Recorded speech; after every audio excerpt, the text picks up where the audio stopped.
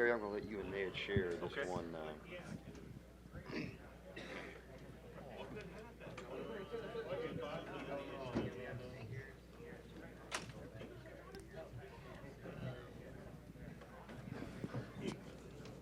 Again, we're privileged to be joined by some more of our NASCAR Hall of Famers. To my immediate left, this man raced in both the old NASCAR Convertible Series here at Darlington and also back in the 50s here at Darlington, Mr. Rex White. To his left, a man who won both ways here, driving the race car in 1965, then he won 11 races as a car owner, Mr. Junior Johnson. Beside him is Terry Labonte, won his first career race here at Darlington in 1980. And then years later, 2003, he would win his final career victory here at Darlington as well. And then the man on the far left of me, the man who won this race by 14 laps back in 1965, Mr. Ned Jarrett. I'd like to get each of you, if you would, just to grab the microphone and just sort of, Rex, just tell us about your recollections of Darlington, running back in the old days with in the convertibles, and just really how it was back in the 50s and early 60s. I came to Darlington in 1955 to run a modified. And, of course, I'd never seen the racetrack. And the first time I went out on the racetrack, I tried to run around the bottom. A man by the name of Red Vogt told me, he says, if you want to go fast, you got to get out against the rail. So I learned real quick, if you wanted to run hard, that was the place to go. I didn't run at about 5 laps in the race. But after that, I liked Darlington. And I ran good here all the time. I got the checkered flag in 1960, and after they run the scorecards, they found out I didn't win, and I almost got to kiss a beauty queen, but anyway, I lost out and wound up second. So I had some good finishes here, run good. Still like the racetrack today. I always enjoyed running here.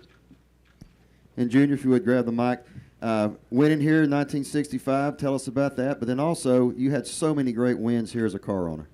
Well, winning it in '65, I didn't really know what I was doing. I just knew I was driving a race car, and I tried to drive it as hard as I could. And it turned out to be something that I was interested in doing, driving. But I was also having to build my own cars and run my own cars and stuff. In the later days, I couldn't drive it and do the work that I needed to do on the race cars with the Herb Nab and the different ones that I was working with and trying to train. And, it's just a hard job to run a race team. And I won several races here. We wouldn't have won as much as we didn't win as we just come here and tried to dominate, and that was the wrong thing to do, but we won a lot of races. Terry, of course, your victory here in 1980, one of the most storied finishes here ever at Darlington. You got 3 guys in front of you, Dale Earnhardt, Benny Parsons, David Pearson. They both getting some oil, hit the wall, and here you come, and you're going against now who would ultimately be the all-time winner here at Darlington and inch him out at the line. Tell us about what that did for your career, especially here at Darlington. Well, it naturally when you get your first win, it seems like that's always the hardest one to get. And when I came to Darlington, this is for some reason the Southern 500 we'd always seem to have done pretty well in. The first race I ran was the Southern 500 in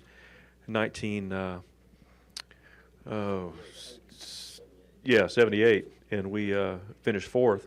And the next year we came back and finished 3rd, and then I was running 4th in 1980, and we all went down turn 1, and they all hit some fluid or something, oil or something in the racetrack, and I just went through there and I didn't. So evidently I was running the wrong line, and because I made it through there and I caught David coming off a 4 and I beat him to the line, and so we were racing back for the caution and the white flag, and so at that point the race was over, and so we rode back around and won the race. So it was pretty exciting, definitely, to get your first win here. And then, of course, everyone talks about the biggest margin of victory here in NASCAR, and it came right here in 1965 as well. And you and Bondi Long came here with that number 11 Ford, and walked away the champion of the Southern 500. You know, I'd love to sit here and tell you that I just flat out ran them and lapped them that many times, but that's not the case. It was, you know, it's interesting to me that you hear fans say today that racing is not like it used to be. The competition is not like it used to be. A car finished 14 laps ahead of everybody else. What kind of competition is that? I mean, yeah, it was competition for us against the field and certainly against the racetrack itself. But my point is that there are so many cars that are capable of winning. I mean, I'd say that there are at least 25 to 30 different ones that are capable of winning this race tonight. But that was the day that everybody in the field had trouble, including myself. It was an extremely hot day, over 100 degrees. The track temperature was over 150. And they were wrecking, they were blowing tires, they were blowing engines, you name it, and it happened to them. And it was just one of those days that whoever survived the thing was going to win it. And I managed to do that. Let's go ahead and open up for questions.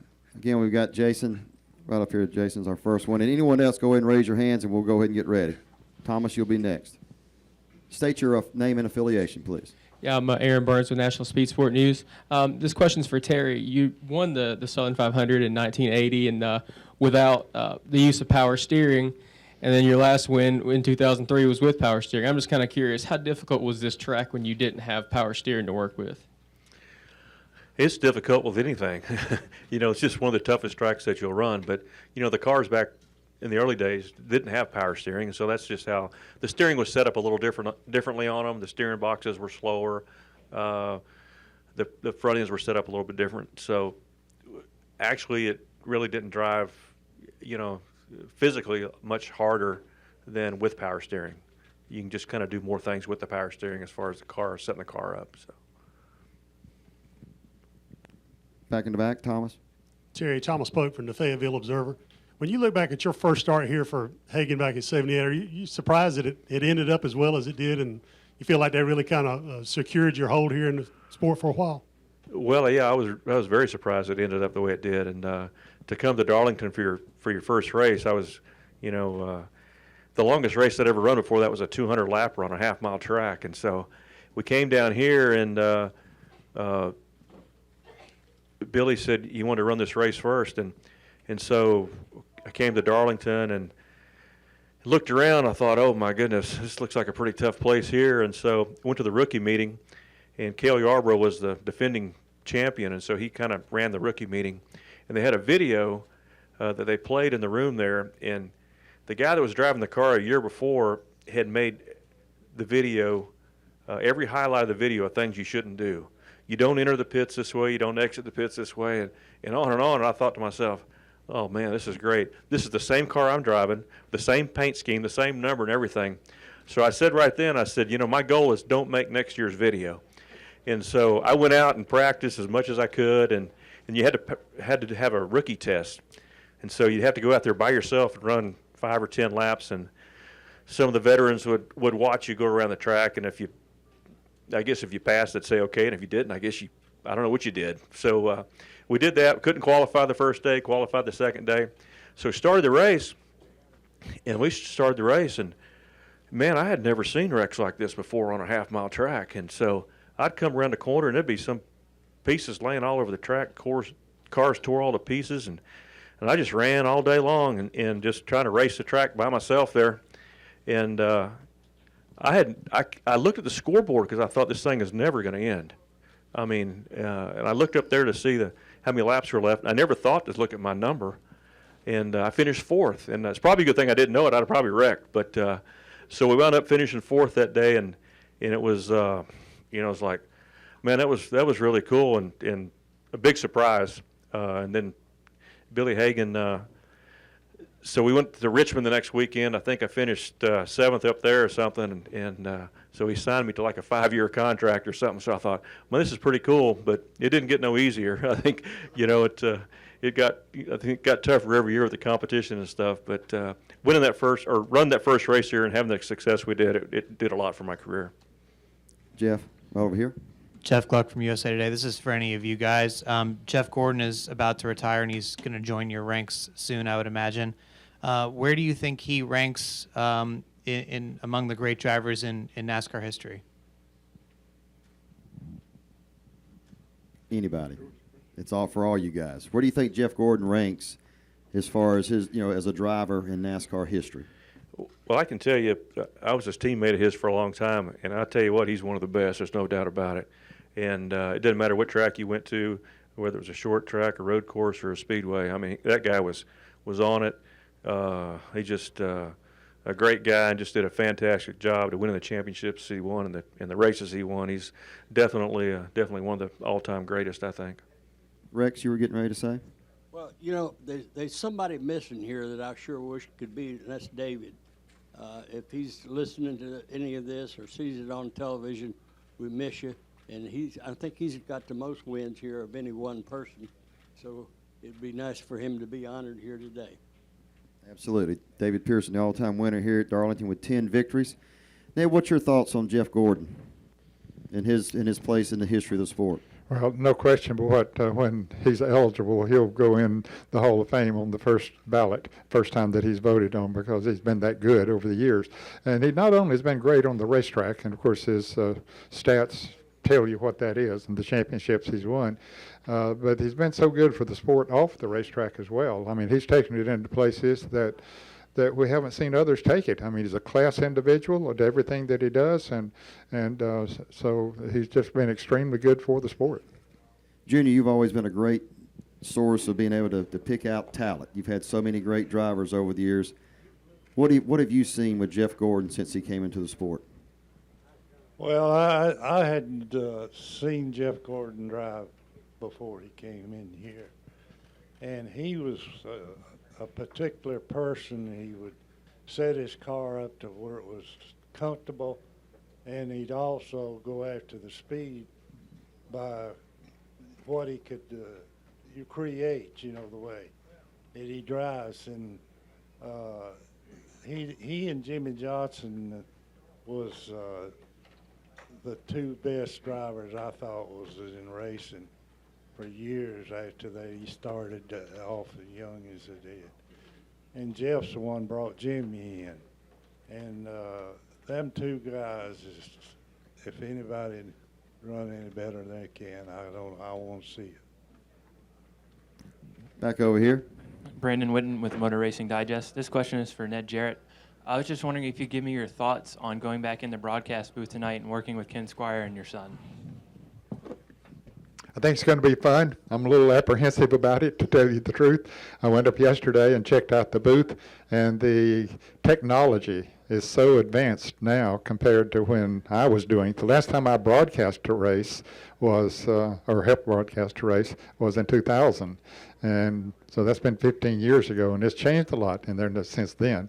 But I welcome the opportunity and appreciate NASCAR, the Hall of Fame, NBC, and everybody, the Darlington Raceway, and everybody who helped to make it possible that can team up again with Ken Squire, who was always one of my favorite people to work with, and then to have Dale, my son, working in there with us. That'll be a treat. I sat in on a couple of broadcasts just for a few segments a few years ago when Dale was working for the ESPN on an Xfinity race, and but that was more of a guest type of appearance. Or I guess this is tonight too. But we're going to actually, I just had a meeting a little while ago with the producer, and we're actually going to be calling the race. That's what he wants, is us to call the race the way that we see it. Not we're not there to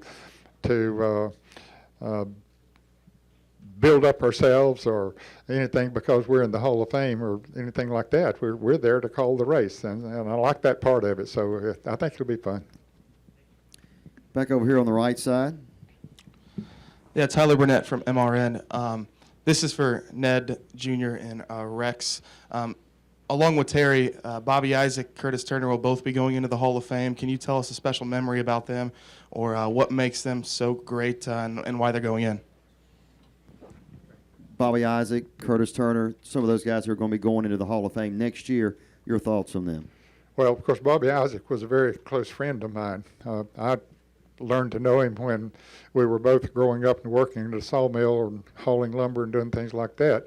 And then I saw him start his career at the Hickory Motor Speedway, and no one worked harder at it. And Bobby, it's been well documented that he did not have a good formal education, but when it came to that race car, he knew what made it tick, and he knew what he had to do to get the most out of it. And so he was a very good race driver and a fun guy to be around. You had to learn to know him. He was not the kind of a guy that you could just walk up and shake hands with and immediately become friends with him. That was not Bobby, because his background, and that's why you have to appreciate what he did on the racetrack, is because of his upbringing, and he just was not exposed to the media certainly, or anything that got public attention. And so I'm tickled to death to see Bobby get into the Hall of Fame, very deserving. Curtis Turner, of course, he was such an iconic personality. You look at his stats and say, well, there's people out there who have won more races or won championships. Curtis didn't win one, but still, he was such a big personality that I think, and when he was on the racetrack, and as long as that race car would go, he was going to run it to the front. No question about that. But the equipment back in those days would not stand his style of driving so that he'd ever be in contention for a championship. Now today, with the cars they race today, I think he would be a great contender for a championship. But two very deserving individuals to be in the Hall of Fame. Rex? I didn't get to race a lot with Bobby. I raced with him a few times in late model sportsman, but Curtis, I did race with Curtis quite a bit. I got a little story about Curtis Turner. At Wilson, North Carolina in 1956, I was running a Chevrolet there, and Curtis came to the racetrack in a suit and a white shirt. He took the coat off, and that's the way he raced that day. And he probably had to throw the shirt away afterwards, because when you get that red clay in a white shirt, you don't get it out hard at all. But Curtis was really a different personality from most drivers. He attracted the press, and he was quite a sportsman. Junior, what's your thoughts? Again, Curtis Turner and Bobby Isaac both going to the Hall of Fame next year. Both of them drove for me. That's the first thing. Bobby drove for me. He was a great, great driver. But he's, like Ned said, he's educational. He didn't know how to tell you what it was doing or whatever. You had to look at the tartan materials and look how he was driving, and you could tell him and get him to do the thing you wanted to do by, telling him. And he'd listen to you to no end. And I won some races with him, and he would just not know how to set a car up or anything else, and you had to tell him how to drive. Curtis Turner, I got a little deal on him. It's he was one of the people that I thought could drive a race car the fastest anybody could ever hold one on the racetrack. And he drove a race for me, and I cannot believe that he won the race the way he drove it. And is it Hillsborough? And you seen the back bumper more than you seen the front bumper. And that thing was just throwing dirt sky high. I said, he's going to kill himself and a whole bunch of people. But he finally won that doggone race. Great stories. Right over here. Brad Fralick with WYFF in Greenville. Seeing some of these vintage paint schemes out here, some of these older paint schemes, do any of them bring back a specific memory for any of you? Some of your old cars are obviously out there. But do any of those paint schemes bring back a specific memory when you see those cars with those particular colors on them? For anybody. Any of you guys? Junior, one of them is after Cale Yarbur's number 11 car, one of the early 70s car that Denny Hamlin's driving with today. I don't know. I haven't seen the car, and this, I don't know what scheme it was, but we tried to paint our cars to sponsor. If it was a sponsor that had some kind of food or stuff, we'd copy that as much as we could. And it didn't make any difference to me what it was, what sponsor it was. I tried to give them the best that I could give them and try to look exactly like what their product was and that type of stuff, like Olive Farms. You know, it was just something I thought the owners need to get to sponsor a race car. Any more questions for our Hall of Famers today? Well, guys, thank you so much. Everybody, let's give these guys a round of applause. They helped really make this sport what it is today. Thank you so much. Our next press event will be in about 35 minutes. Richard Petty, three-time winner here at Darlington, will be in attendance. We'll see you then.